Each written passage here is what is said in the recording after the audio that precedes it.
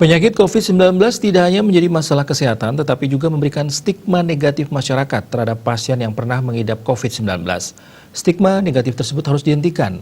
Masyarakat sebaiknya menyemangati anggota masyarakat lain yang positif COVID-19. Juru bicara gugus tugas percepatan penanganan COVID-19 Kota Denpasar, Dewa Gede Rai mengatakan, masih ada stigma negatif di sejumlah kalangan masyarakat terhadap pasien atau mantan pasien penderita COVID-19. Stigma buruk ini masih melekat meski seorang pasien sudah sembuh. Stigma negatif tersebut menempatkan seorang dalam posisi yang sangat terkucil di masyarakat, dan hal ini bisa mempengaruhi kondisi psikologis pasien. Masyarakat diminta untuk menghentikan stigma ini. Masyarakat semestinya menunjukkan kegotong royongan dan empati untuk bersama-sama mendorong dan menyemangati pasien maupun mantan pasien agar sembuh dan bisa beraktivitas seperti semula.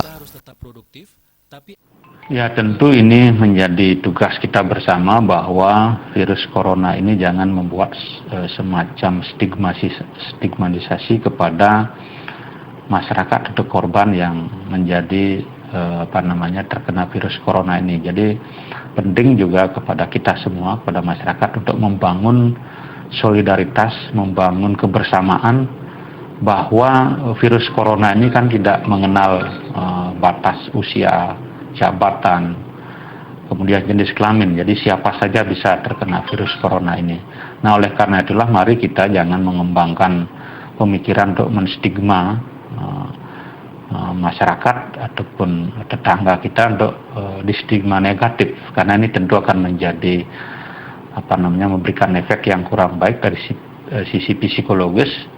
Oleh karena itu mari kita bersama-sama justru harus saling membesarkan, saling memberikan dorongan agar bisa segera pulih.